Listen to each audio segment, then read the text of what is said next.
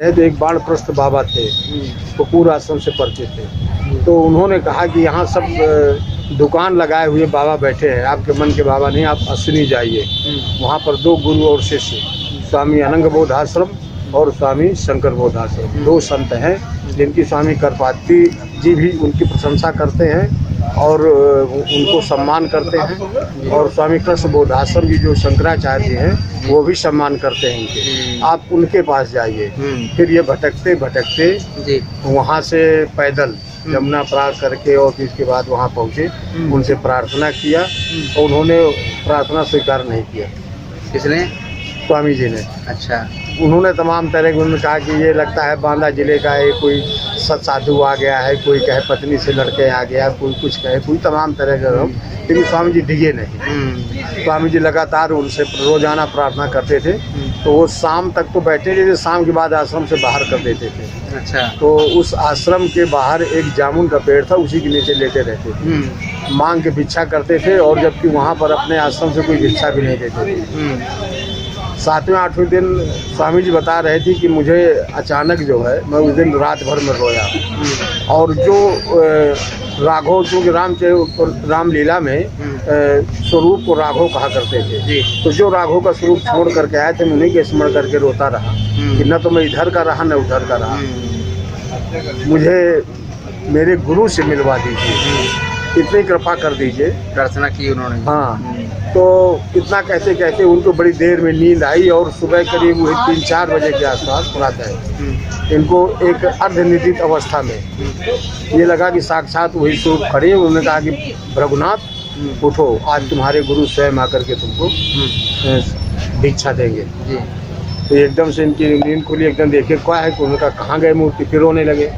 थोड़ी देर में स्वामी जी खड़ाऊ पहने खटपट खटपट करते चले आ रहे थे, और उन्होंने कहा कि उठो, चलो आज का मुहूर्त है, आज हम तुम्हें दीक्षा देते हैं। क्या नाम बताया स्वामी जी का? स्वामी शंकर बोध आश्रम। शंकर बोध आश्रम, उन्होंने बड़े बाबा। अच्छा, उन्होंने गुरु दीक्षा दी पंडित। उनको ब्रह्मचारी आश्रम की दीक्षा दिया। अच्छा। उनके शिष्य थे, सिद्ध पुरुष थे, स्वामी अनंग बोध आश्रम की टकहा बाबा। जो कभी टाट लपेटे रहते थे और हमेशा नग्न रहते थे, दिगंबर वेश में रहते थे। उन्होंने दिगंबर स्वामी, जटेले स्वामी, कई नामों से लोग पुकारते हैं, और आज भी उनकी बड़ी प्रतिष्ठा है। तो वो किसी को संन्यास नहीं देते थे। तो जब बड़े बाबा ने इनको ब्रह्मचारी बनाया, ब्रह्मचारी रहते उनकी सेवा करते रहे, तो इसके बाद जब उनका शरीर छूटने लगा, तब उन्होंने स्वामी अनंग बोध आश्रम से अपने शिष्य से कहा कि टकहा, इनको संन्यास की दीक्षा तुम ही देना, परेशान मत कर। तो फिर एकमात्र स्वामी जी हैं जिनको संन्यास की दीक्षा स्वामी अनंग बोध आश्रम की दे दी। अच्छा अच्छा। तो वो फिर इसके बाद अपना संन्यास का इसके बाद फिर सन 1952 में स्वामी जी का, उनका भी शरीर पूरा हो गया, स्वामी अनंग बोध आश्रम जी का भी, और अपने बड़े बाबा जिनसे ब्रह्मचारी दीक्षा लिया, उनके तो मात्र 6 महीने 1 साल ही उनके सानिध्य में रह पाए, और उनका वेदोक्त जीवन था।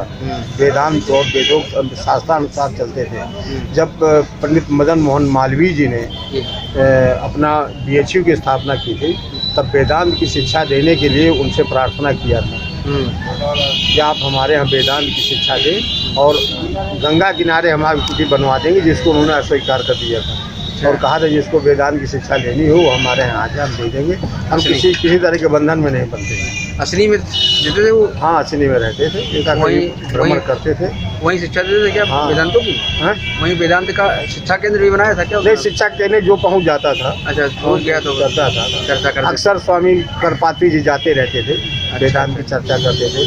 स्वामी कृष्ण बोध जी जाते थे, वेदांत की चर्चा करते थे। सन 35 में जब रामराज परिषद बनाया था, यज्ञ करवाया था कानपुर में, तब पत्रकारों के बीच उन्होंने कहा था, करपात्री जी ने, कि सभी ऐसे संत भारतवर्ष के जिनकी दृष्टि में जगत है या जिनकी दृष्टि में जगत नहीं है, जिनकी दृष्टि में जगत है वो सशरीर मेरे इस आंदोलन में सहयोग करें, और जिनकी दृष्टि में जगत नहीं है वो मुझे वहीं से रह कर के आशीर्वाद दे। पत्रकारों ने पूछा क्या ऐसे कोई संत हैं जिनकी दृष्टि में जगत नहीं? तो उनका मैं 4 संतों को तो जानता हूँ जिनके मैंने दर्शन किए हैं। 2 संत गुरु और शिष्य अश्विनी में हैं, जो स्वामी बड़े बाबा और स्वामी अनंग बोध आश्रम जी, उनको बताया, और एक हिमालय गुफा में बताया, एक संत, और एक उड़िया बाबा को बताया। अच्छा। जिनकी दृष्टि में जगत नहीं है। और बाकी तो मैंने दर्शन नहीं किया। हिमालय की गुफाओं में और भी कितने संत होंगे, मैंने दर्शन नहीं किए, लेकिन 4 संतों को मैंने सशरीर देखा है, जिनकी दृष्टि में जगत नहीं है। स्वामी जी के ने कुछ शिष्य भी बनाए थे अपने परशुरामी के? स्वामी जी ने परशुरामी के 1-2 ही शिष्य बनाए, अच्छा, जिसमें राम आशीष जी प्रमुख हैं, और दूसरे? और दूसरे का मुझे मालूम नहीं, लेकिन दूसरे शायद बनाए स्वामी जी ने शरीर कब छोड़ा? स्वामी जी ने 9 सितंबर सन 1994 को। 1994 को। आपने परशुरामी शुरू की तो आपने दीक्षा किससे ली थी फिर परशुरामी की? मैंने दीक्षा किसी से लिया था। हाँ, ये प्रेरणा कैसे हुई आपको कि हम भी ये परशुरामी? प्रेरणा ऐसे हुई कि उस साल 79 का सन था जी। और सूखा पड़ चुका था, तो हम लोग पंप सेट लाए थे। तो मेरी उस समय पढ़ाई भी जो है मैं पढ़ने भी जाता था और गांव में सिंचाई भी करवाता था। अच्छा अच्छा। तो उसी बीच हमारे गांव में रामलीला होनी थी। तो उस समय तो आपका अब गांव वो हो गया, क्या नाम बताया? नांदादेव। नांदादेव। हाँ जी। तो रामलीला हुई तो मैं छुट्टी में आया, तो उस समय जो है लोगों ने मुझसे कहा कि या तो आप परशुराम दीजिए, परशुरामी करिए। अच्छा। तो हाँ, हाँ। तो उस समय जो है हमने कहा परशुरामी हम कहाँ से सीखें और कहाँ से परशुराम दे, परशुराम की फीस कौन देगा? पिताजी से बताया नहीं। हाँ। तो वो गांव में ही हमने कुछ पुस्तकें रखी थी पुरानी, स्वामी जी की और छोटे बाबा की। तो वो पुस्तकें लेकर के हमने छोटे पढ़ना बाबा? शुरू किया। हमारे छोटे बाबा परशुरामी करते रहे। उनका क्या नाम था? पंडित सुखदेव प्रसाद मिश्र। वो भी परशुरामी करते थे? हाँ, स्वामी जी के बाद जो उन्होंने किया। अच्छा, जब इन्होंने बंद कर दिया तो उन्होंने हाँ, शुरू वो उनकी परशुरामी 25-30 साल तक चली। किया? अच्छा हाँ। जी। तो फिर इसके बाद जो है फिर वो पुस्तक लाए कि इधर से कलेक्ट किया। और हमारे रिश्ते में नाना जी लगते थे, अड़गड़ महाराज, पंडित विश्वदत्त जी त्रिपाठी पलरा के, बहुत अच्छे परशुराम अभिनेता। पंडित शिवदत्त त्रिपाठी?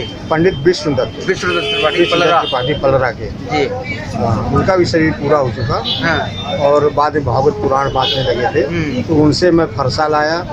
कुछ मैंने सामान इधर उधर से जटाजूट बनाए। अच्छा, तब तो आपके छोटे बाबा ने बंद कर दिया था क्या? हाँ, बंद कर दिया था, बहुत पहले बंद कर दिया था। अच्छा अच्छा अच्छा। तो फिर इसके बाद सब सामान इधर से किया और पहली परशुरामी गांव में ही सीख करके किया। और ये था कि स्वामी जी को पता न लगे। हाँ। अच्छा, ऐसा क्यों? ऐसा इसलिए कि कहीं स्वामी जी डांटने न लगे। तो परशुरामी तो के लिए क्या मना करते थे क्या? छोटे वाले भाई को उन्होंने अपने मना नहीं किया होगा तो आप क्यों मना करते? नहीं, हमको एक अंदर से ऐसा महसूस हुआ। अच्छा, आपकी अपनी सोच थी। हाँ, अपनी सोच थी। जी। तो फिर इसके बाद फिर जो है हमने पहली परशुरामी गांव में ही शुरुआत किया। आपके मन में क्या उसके पहले कोई भाव था कि मैं परशुरामी करनी? नहीं, कभी नहीं था। अच्छा, ये अचानक एकदम से? अचानक भाव बना। एक्चुअली हमारे चाचा जो है, हमारे चचेरे चाचा थे, उनका साला राम बंधा था। हाँ। तो वो आया एक दिन गांव और उसने कहा कि आपके यहाँ रामलीला जो हो रही है उसमें मुझे राम बनना है। तो हमने कहा यार हमको तो कहा गया है ऐसा ऐसा कि आप ये तो परशुराम दीजिए, तो परशुरामी करिए। तो हमने कहा हम क्या करें? तो कहा परशुरामी करो। तो हमने कहा लक्ष्मण से कौन निपटेगा? तो कहा वो हम बना लेंगे, लक्ष्मण तो हमारे मित्र हैं जो हमको हमारे साथ अभिनय करेंगे, तो हम उनके साथ हमारी बढ़िया निभ जाएगी, आप परेशान ना हो। तो उन्होंने कुछ बता दिया कि ये आप बोलना, ये बोलना, इस तरह से। और कुछ हमने 15-20 दिन पहले से अभ्यास करना शुरू कर दिया, उसी तरह से ट्रेनिंग लेना, ये वो करके हाथ में डंडा रख करके परशुराम वो फरसा मान करके बोलना, ये उचारना। और कुछ संस्कार थे, कुछ संस्कार थे, साहित्य में रुचि थी। उस समय तक वो छोटे बाबा थे आपके जब आपकी परशुरामी शुरू हुई? छोटे बाबा थे। तो उनसे भी कुछ गाइडेंस मिला होगा आपको? नहीं, उनका गाइडेंस तो उनका बाद में मिला। अच्छा। उनसे मेरा एक बार शास्त्रार्थ हो गया था। तो वो क्या उस समय वहाँ ऐसे यहाँ नहीं रहते होंगे वो? नहीं रहते थे, नहीं आए थे वो। अच्छा। वो दूसरे गांव में रहते थे, नहीं आए थे। हाँ। कि जब बाद में सबको पता चला कि वो परशुरामी हुई, वो परशुरामी के बड़ा चंबा माने। हाँ। अरे ये कैसे हो गया बड़ा परशुरामी, ये तो कैसे, क्या लोगों को विश्वास नहीं हो रहा था। जी। धीरे फिर एक बाद 2-3 साल बाद फिर गाँव में रामलीला हुई, तो उसमें हमारे छोटे बाबा जो है वो विश्वामित्र बनाए गए। अच्छा। हाँ, तो उनसे शास्त्रार्थ हुआ? विश्वामित्र हुए। तो विश्वामित्र में वहीं पर जो है जब वो परशुराम जी कहते हैं कि कौशिक सुनो मन लिया है बालक कुटिल काल पत्नी कुल बालक, मैं सब फरसा लेकर के गया। मैंने कहा बाबा जी आप अपने शिष्य को समझाइए, है कहीं प्रताप बल रोष हमारा, ये करके मैंने वो किया। तो वो चूँकि जैसा कि रिवाज होता है कि एक साथ ही राम लक्ष्मण और विश्वामित्र जी गुरु जी बैठाल दिए जाते हैं जी। और ठंडी की सीजन में रामलीला होती है तो उनके रजाई कम्बल उड़ा दिया जाता है जी। तो मैंने उनसे कहा कि मांडूक्योपनिषद में एक श्लोक है नीचम शय्यासनम चास्य सर्वदा गुरु सन्निधौ गुरोस्तु चक्षुर्विषे न थे शासनो भवे। गुरु के सामने शिष्य की सैया और आसन सदैव नीचे होना चाहिए। आप बराबर नहीं तो आप बराबर बैठे हैं, यह है आप अपने गुरुत्व का और मतलब उसका अपमान कर रहे हैं। तो हमने कहा इस वजह से ना आपका सम्मान करते हैं ना मेरा सम्मान करते हैं। जी। तो इस पर बाबा जी बिगड़ गए, कुछ उन्होंने श्लोक कहे, कुछ हमने श्लोक कहे बाबा जी। तो इस तरह से तमाम फिर वो हुआ। बाद में फिर जो है वो हुआ, शास्त्रार्थ हुआ मतलब। हाँ ऐसा। अच्छा, मतलब लेकिन जब आप तैयारी कर रहे थे तब उनको जानकारी नहीं हो पाई उनको भी कि आप तैयारी कर रहे हैं? नहीं, पहले शुरुआत में जानकारी, फिर बाद में उन्होंने बताया हमको। हाँ, नहीं जब पहली परशुरामी गाँव में की तो आपने बिल्कुल इंडिविजुअल तैयारी की। हाँ। उसमें आपने मतलब स्वामी जी का तो इसलिए नहीं क्योंकि वो वैराग्य में थे उस समय। हाँ। और आप बताना भी, लेकिन उनको भी नहीं बताया आपने अपने छोटे बाबा को कि हम परशुरामी तैयारी करें। वो उस समय हमारा में नहीं रहे होंगे आप नाता में। हाँ, वो आते जाते रहते तो उनको जानकारी, अटेंडेंस सब कुछ हुआ जी। और फिर इसके बाद क्या उम्र थी उस समय आपकी? हमारी उम्र उस समय थी 22-23 वर्ष की। 22-23 वर्ष से शुरू किया, फिर आपने बंद क्यों कर दिया परशुरामी? बंद करने का कारण यही कि मेरे मन में इच्छा थी कि एक बार मेरी परशुरामी स्वामी जी देख लें। जी। तो कुछ ऐसा संयोग पड़ा कि कालिंजर से मुझको बुलावा हुआ अभिनय करने का। तो मैं अपने एक मित्र राम गोपाल सिंह के साथ उनके साथ में गया और जाने के बाद जो है वहाँ पर जब मैंने देखा, जब वो मंच में आया, पर्दा खुला, तब पता चला सामने स्वामी जी बैठे हैं। खैर वो रामलीला हुई, बहुत अच्छी हुई। इसके बाद जब स्वामी जी जहाँ रुके थे जिस शिष्य के यहाँ, तो हम लोग नीलकंठ के दर्शन करके आए और वहीं पर भोजन का इंतजाम था। तो भोजन के चलते तो स्वामी जी भोजन करने के बाद मुझसे कहा कि देखो मैं तुमको एक बात बताता हूँ, मेरा युग दूसरा तब युग दूसरा है, तुमको गृहस्थी चलानी है। तुम्हारे मन में संकल्प था कि स्वामी जी रामलीला मेरी देख ले, परशुरामी देख ले, मैंने देख लिया और आज से तुम्हें परशुरामी बंद कर दो। ऐसा क्यों कहा, क्यों रोका, क्या लगता था? पता नहीं क्या उनको क्या भविष्य दिखता था। उन्होंने कहा तुम्हारा भविष्य यहाँ सुंदर नहीं। अच्छा अच्छा। तो रामलीला के तुम अपना भविष्य, इसलिए कि अब तो युग में बड़ा परिवर्तन हो गया। मैं दक्षिणा नहीं लेता था, तुम अगर मेरी नकल करोगे तो दक्षिणा ले लोगे, घर गृहस्थी कैसे चलाओगे, बहुत सारी बातें थी। या संत हैं कोई न कोई ऐसा उनको मेरा आवाज़ भी रहा होगा, देखा होगा। कैसा लगा जिस समय आप पर्दा खुला और आपको ये देखा कि सामने स्वामी जी बैठे हुए? वो मैं अवाक रह गया था। एक क्षण जिस समय मैं बोला, मैं सबसे पहले जो उच्चारण करता था ओम अव्यक्त बोधाय नमः, सबसे पहले बोलता था ओम अव्यक्त बोधाय, स्वामी जी का स्मरण करता था। जी। स्वामी शंकर बोधाय नमः, स्वामी अनंग बोधाय नमः, अनंग बोधाय नमः, शंकर बोधाय नमः। और फिर उसके बाद मैं श्लोक वगैरह करता था। तो जब मैं स्वामी अव्यक्त बोधाय नमः जहाँ मैंने कहा था और स्वामी अव्यक्त बोध करते थे, मेरे गुरु भी थे, मैंने गुरु दीक्षा जी उनसे लिया था। अच्छा, बाद में लिया होगा। हाँ। लेकिन उनको पता कब चला था कि आपने परशुरामी शुरू कर दी? वो फिर बाद में जब शुरुआत की मेरे प्रारंभ के 2-3 साल बाद, एक साल बाद किसी ने बताया होगा? हाँ, बताया था। तो उस समय उन्होंने नहीं रोका आपको? नहीं, उस समय नहीं। केवल जब देख ली परशुरामी उसके बाद?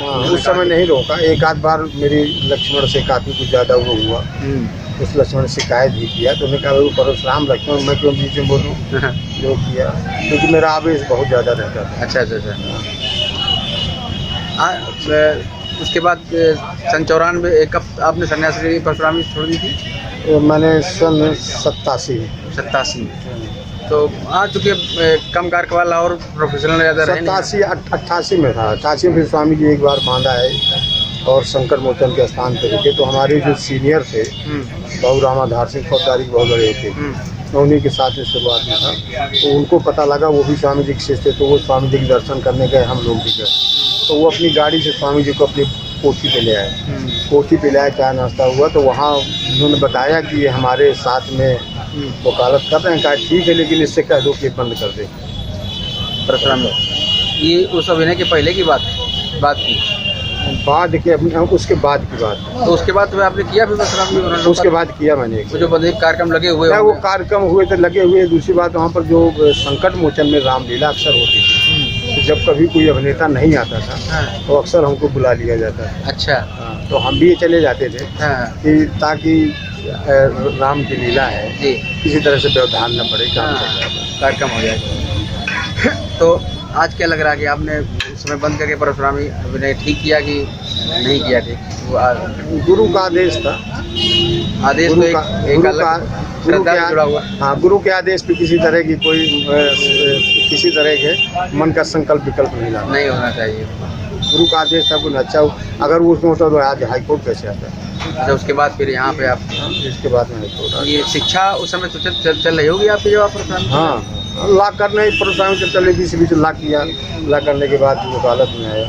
अच्छा, तो धीरे धीरे उधर बढ़ता रहा कर। हो सकता है उसमें अगर उस फील्ड में रहता हाँ। तो बाद में भागवत पुराण वगैरह ये सब इसमें आ जाता। ये वो आध्यात्मिक जीवन हो जाता है, हो सकता है। आध्यात्मिक रूप से या हो सकता था स्वामी जी की तरह ही आपको वैराग हो जाता, उस तरह का भी। वैराग्य तो न होता था। अच्छा, फिर भाव इसलिए कि वो किसी उतना को बड़ा हो सकता है। उतना बड़ा भाग्य, उतनी बड़ी कृपा नहीं थी मेरे ऊपर। भाव तो कभी भी जाकर कहीं भी हो सकता है, वो तो इस रूप में भी हो सकता हाँ, हो सकता है, लेकिन वैसे नहीं कृपा थी। है। क्या लगता है रामलीला में रहकर कोई व्यक्ति अपना जीवन यापन कर सकता है क्या? क्यों नहीं, बहुत अच्छा जीवन है है। भविष्य में। लेकिन आज की रामलीला देखता हूँ तो मुझको बड़ा क्या कमी लगती पसंद नहीं है? आता, बहुत बड़ी कमी आती है। जैसे सबसे बड़ी बात तो मर्यादित नहीं है, संवाद मर्यादा। कोई भी पात्र मर्यादित नहीं है। जी। और कानपुर की रामलीला में देखा नृत्यकारों को तो मैंने इतना जो है उनका मतलब अश्लील मैंने वो देखा हाँ। कि मन नहीं करता रहा। शायद स्वामी जी जिस रामलीला में बैठते थे वहाँ पर कोई बात अमर्यादित नहीं होता तो उसको उसी समय डांट देते थे, जी। उसी भेष में उसको डांट देते थे। मजाल नहीं थी कोई वाद्यकार या कोई कलाकार अभिनेता कुछ भी मर्यादित कर जाएगा। और उसके बाद संवाद और ये परशुरामी का जो अभिनय है, ये कितना पसंद है आज के परशुरामों का आपको? ये भी बहुत ज़्यादा पसंद नहीं है। क्या कमी, क्या इनको, क्या कहाँ ये लोग गड़बड़ कर रहे हैं, क्या सबसे बड़ी बात जो गड़बड़ कर रहे हैं कि जो संवाद है ही नहीं उससे जुड़ा हुआ जी रामचरितमानस से, हाँ। उससे अलग हट करके ये लोग संवाद केवल विद्वता, लक्ष्मण अपनी विद्वता प्रदर्शित करना चाहता है, परशुराम अपनी विद्वता प्रदर्शित करना चाहते हैं। जी। समाज से चाहते हैं कि समाज हमारी प्रशंसा करे, सब वो समाज हमारी प्रशंसा करे। तो समाज को अब तो ये हो गया, मैंने एक आध बार कलाकारों से पूछा, उन्होंने कहा समाज जैसा चाहता है, तो हमने कहा समाज अगर गलत चाहता है तो क्या हम भी गलत करें? समाज हम जैसा समाज को ले जाएंगे वैसा समाज चाहने लगेगा। जी। इससे तो ये लगता है रामलीला या जितने भी सांस्कृतिक विधाएं हैं, ये तो हाँ। समाज को दिशा देने के लिए होती है, लेकिन हाँ। ये कलाकार तो समाज के दिशा से दिशा निर्देश। मैंने वो रामलीला देखी कि जब प्रतिदिन पहले दिन जब शुरुआत होती थी रामलीला की, जी।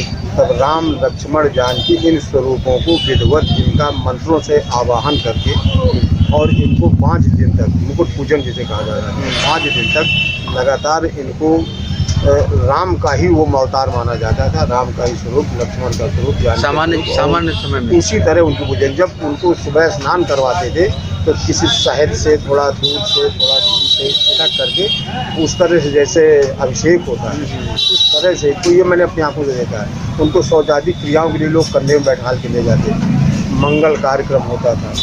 और एक बार जिनका पूजन मुकुट पूजन हो गया फिर वो पात्र बदले नहीं जाते थे। जैसे रात में अभी रातें बदल जाते हैं, एक लक्ष्मण। अब ये हो गया कि उस समय लक्ष्मण दूसरे रहे, उन्होंने कहा इस तरह सुरेश को बुला लीजिए, हैं अभी तक इनको रहा उनको बुला लीजिए, ये उनको कर लीजिए, उनको कर लीजिए, इसी तरह से हुआ। और जो परशुरामी का जो स्तर है और अन्य सब कलाकारों का स्तर घट गया। इवन तो मैंने जब तक किया है तब तक मैंने इसी स्तर को मेंटेन किया।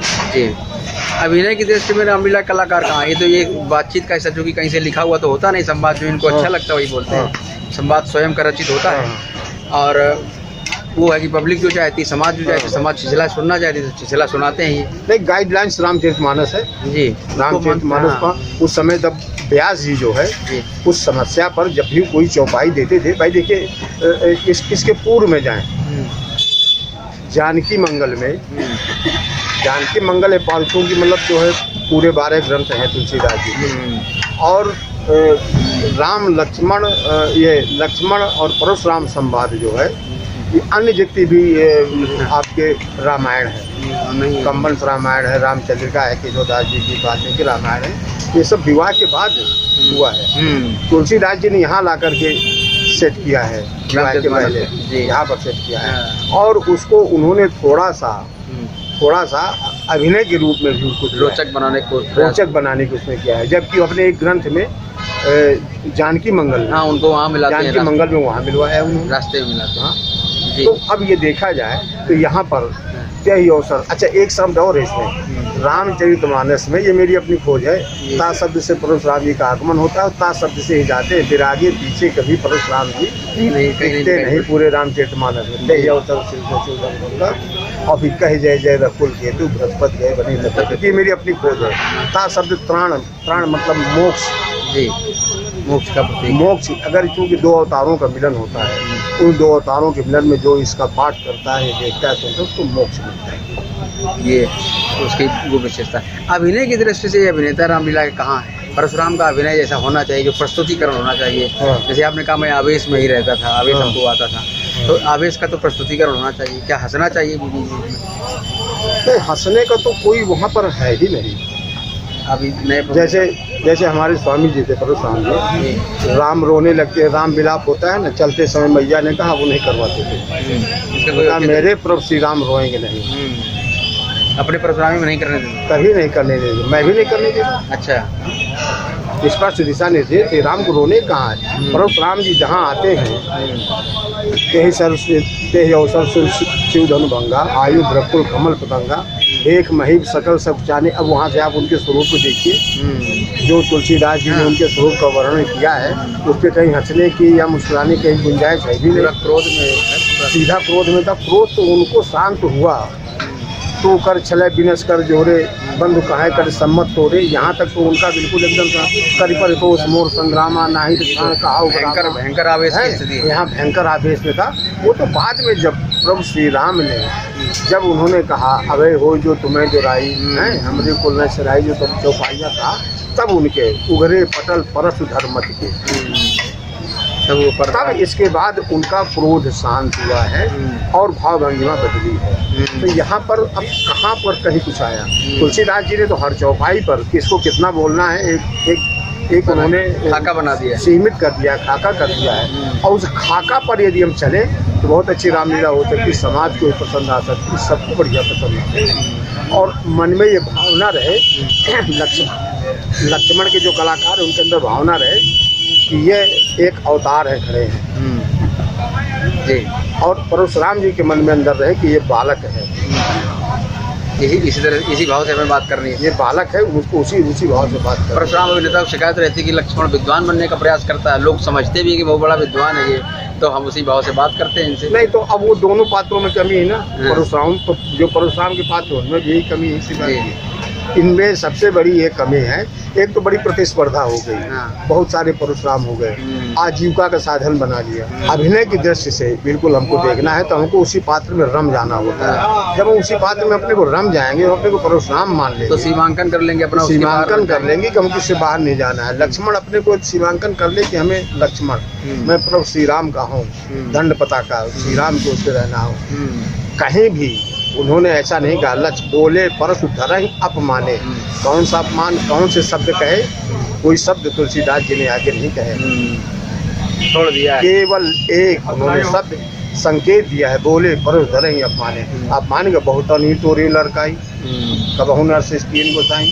हालांकि इतने बड़े योद्धा का, इतने बड़े संत का, इतने बड़े महात्मा जो परशुराम जैसे अवतारी पुरुष हैं, उनके लिए ये बात कह देना ही एक अपमानजनक है। खिल्ली उड़ाना एक तरीके से है, खिल्ली उड़ाना ये भी एक अपमानजनक है। लेकिन बाकी अब जो इससे इतर हट करके जो तमाम तरह की भाषाएं प्रयोग की जाती है, उनमें बड़ा कई जगह संवाद में चित्रकूट के प्रसंग की चर्चा शुरू हो जाती है। अरे अब तो जाने कहाँ कहाँ के प्रसंग शुरू हो जाते हैं, और उन प्रसंगों में कोई मतलब नहीं है, पब्लिक इकट्ठी नहीं होती है। मैं जब देखता हूँ इसमें कानपुर में तो सबसे ज़्यादा भयंकर इस समय हो गई है, मुश्किल से 10-50 लोग बैठे हैं और परशुरामी रामलीला हो रही है, किसी से मतलब नहीं। तब पहले परशुरामी होती थी तो पूरा मैदान भरा होता था, सब लोग एक साथ बैठते थे, अगल बगल के गांव के लोग इकट्ठे होते थे, बड़ा एक त्योहार के रूप में मनाया जाता था। 3-4 दिन की रामलीला होती थी, सब तरह का। केवल मात्र परशुरामी भर होती, कुछ नहीं होती। पहले 5 दिन की रामलीला होती थी, राम कलेवा तक का हमने देखा है कि बाद में राम कलेवा होता था। और उसके बाद परशुराम स्वामी जी से शुरू हुआ आपके यहाँ परशुरामी का अभिनय, आपके दादाजी ने, छोटे बाबा ने, फिर आपने किया। इसके बाद अब आगे भविष्य में लगता है कि नहीं होगा, अगर कोई शुरुआत कर दे तो। अच्छा, कोई इस तरह का नहीं दिखाया? कोई शिष्य बनाया क्या आपने अपना?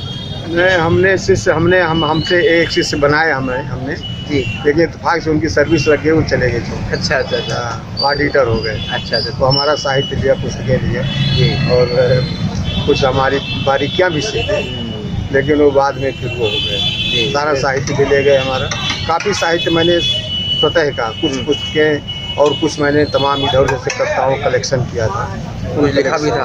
हाँ, लिखा भी था, कुछ थोड़ा तुकबंदी करता था, कुछ कविताएं कलेक्शन किया था। एकाध कुछ रामाधारी सिंह दिनकर की, कुछ यहाँ की, कुछ वहाँ की, बहुत सारी कविताएं थी जो मैं वो करता था। कोई परशुराम अभिनय, ऐसा किसी परशुराम का अभिनय जो अपने जीवन काल में आपने देखा हो और वो हाँ। सबसे ज़्यादा अच्छा लगा हो आपको? श्री कृष्ण त्रिपाठी जी का। अच्छा, क्या विशेषता थी इनमें? श्री कृष्ण त्रिपाठी जी में सबसे बड़ी बात कि जो शब्दों का चयन था वो बहुत अच्छा था। शब्दों का चयन अच्छा था। क्रोध तो कम करते थे वो, क्योंकि आधुनिकता और पुरातन का समावेश था उनका। अच्छा अच्छा। एक पीढ़ी जा रही थी, दूसरी पीढ़ी आ रही थी, वो दोनों के संधिकाल में थे। दोनों चीज़ बैलेंस बना के तो वो दोनों को बैलेंस बना के चलते थे, लेकिन मुझको उनकी परशुरामी अच्छी लगती थी। जी। और इसके बाद मुझे परशुरामी अच्छी लगी फतेहपुर के राम आश्रय जी की। अभिनय में वो भी बेजोड़ थे। अच्छा। उनकी कविताएं बहुत अच्छी थी, क्रोध अच्छा था, लेकिन मतलब शब्दों में तो खैर बाजीगर थे। ये श्री कृष्ण। श्री कृष्ण जी। अब वर्तमान निवास आपका कहाँ है सर? वर्तमान यहाँ पर ट्रांसपोर्ट नगर गंगा विहार कॉलोनी। क्या है पूरा पता क्या है? 337/6 जी। ट्रांसपोर्ट नगर गंगा विहार कॉलोनी इलाहाबाद। यहीं पर मैंने आवास बनवा लिया है। तो अब इधर रामलीला देखने का अवसर इलाहाबाद में बीच में मैं 6-7 साल स्टेट पैनल में रहा, स्टैंडिंग काउंसिल रहा। अब मेरा पुत्र भी वकालत में आ गया है। किसमें आ गया? वकालत में आ गया है, पुत्र भी मेरा एक ही पुत्र है। अच्छा अच्छा अच्छा। वकालत में आ गया है और भारत सरकार के सरकारी वकील हैं अभी हाँ, सब? भारत सरकार के। अच्छा, भारत सरकार के हो गए। बहुत सुंदर। तो ये कहीं ना कहीं स्वामी जी का ये भी तो ये सब कुछ लिखता है। आज भी जब मेरे ऊपर कोई कष्ट आता है या मैं मानसिक रूप से परेशान होता हूँ तो मुझे स्वप्न में उनके दर्शन होते हैं। अच्छा, किसी भी रूप में मार्गदर्शन मिलता है। हाँ, और मार्गदर्शन नहीं मिलता, उसके बाद उस समस्या का समाधान अपने आप हो जाता है। अच्छा। वो कभी स्वप्न में किसी समस्या का समाधान नहीं करते, जी। बताते नहीं, उनके दर्शन हो जाना पर्याप्त है। इसके बाद वो समस्या अपने आप कहीं ना कहीं उसका समाधान तुरंत निकल आ जाता है। जी।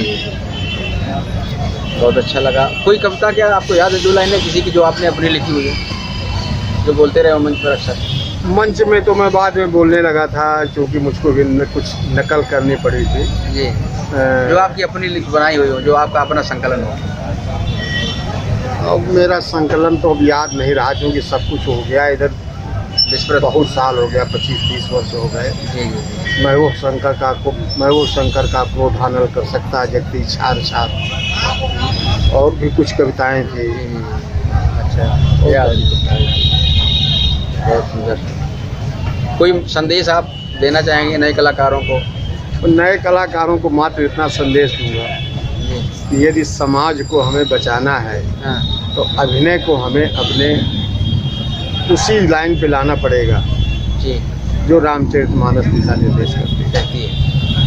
नहीं तो समाज इतना पैसा खर्च करता है, मुँह मांगी हमारी फीस देता है, और फीस देकर के यदि उसको उचित रूप से मनोरंजन का नहीं है, बल्कि ये अनुकरण के लिए बनाया गया है। रामलीला का जो प्रारंभ हुआ था तुलसीदास जी ने किया था, उन्होंने कहा कि रामलीला के माध्यम से लोग अपने जीवन में अनुकरण करेंगे, तो अनुकरणीय प्रदर्शन हो तो बहुत ज़्यादा अच्छा रहेगा।